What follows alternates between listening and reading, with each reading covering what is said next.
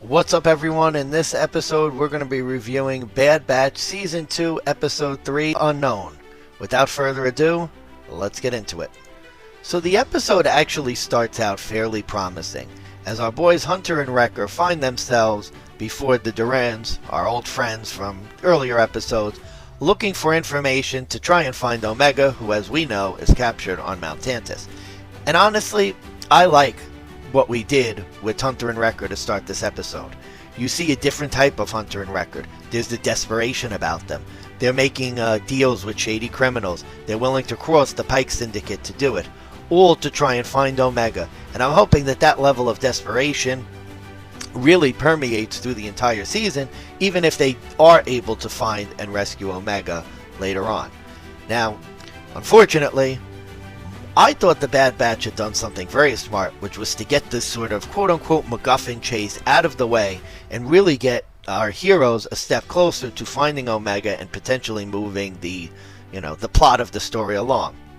Well, obviously, I don't know Star Wars as well as I profess to do, because of course, they do a bait and switch, and really this McGuffin that they get from the Durans is really sort of McGuffin number one. In order to find what they ultimately need is a data pad from a bombed out Imperial base to get closer to recovering Omega from the Empire.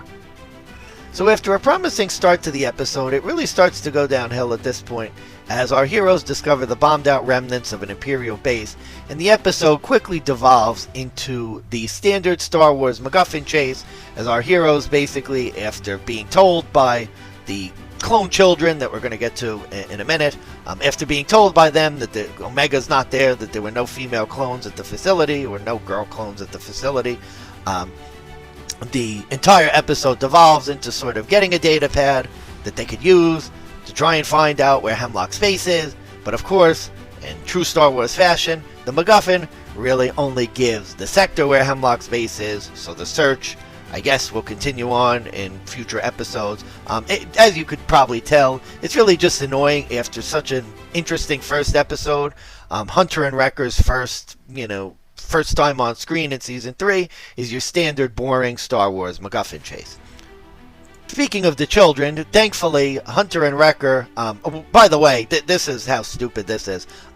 The enemies in question for this episode are the quote-unquote slither vines, which are supposed to be sort of, cloned vines that the Empire was experimenting on to use as some biological weapon. Look, these vines are very stupid to me.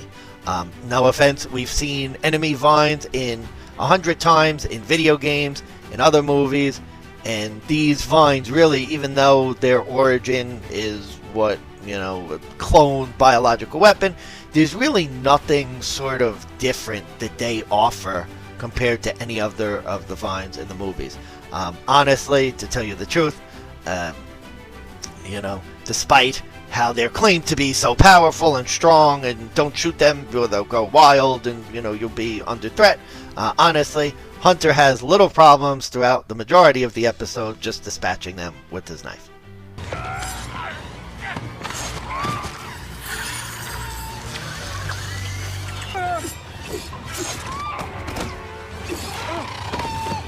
Anyway, after meeting these children, it's discovered, and this is really the one area of the episode that did have some promise that unfortunately just fell flat because of the nature of sort of what's going on in the overall story.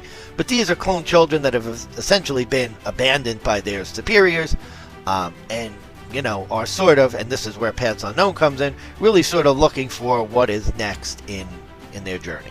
The story moves along as one of the clone children, I do not recall his name, agrees to assist our two remaining Bad Batchers in finding MacGuffin number 2 to sort of, try and locate Omega.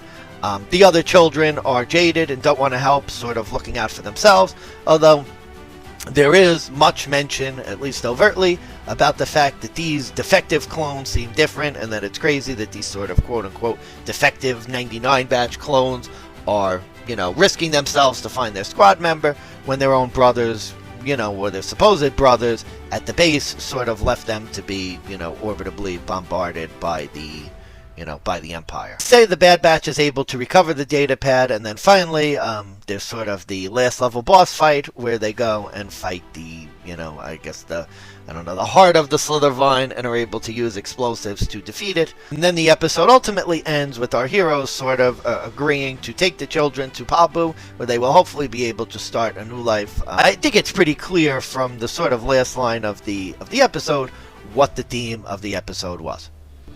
We're cadets without an army. I don't know where we fit anymore. You have time to figure it out. Make your own path. Be something other than a soldier. What about you? Our mission is not over yet. So all in all, as you could probably tell, my disappointment with the episode was just that it really has the feel of a filler episode in nature.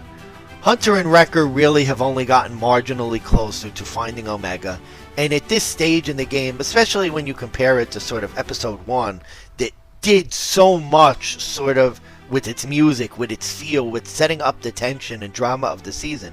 This felt like a season 1 Bad Batch episode.